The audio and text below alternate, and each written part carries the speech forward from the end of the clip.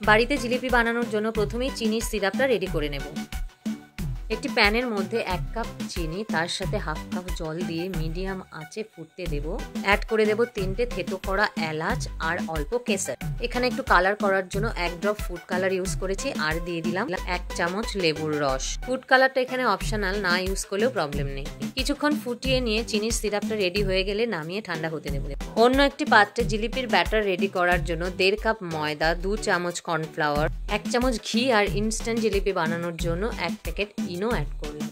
সমস্ত উপকরণগুলো ভালোভাবে ময়ানের মতো করে মেখে নিয়ে তার মধ্যে অল্প অল্প জল অ্যাড করে জিলিপির ব্যাটার রেডি করে নিলাম।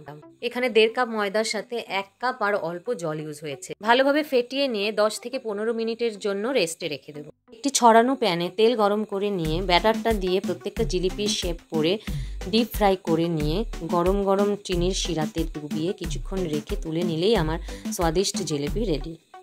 সকালে ব্রেকফাস্টের সাথে অথবা বিকেলে চায়ের সাথে গরম গরম জিলিপির কম্বিনেশন সত্যি অতুলনীয়।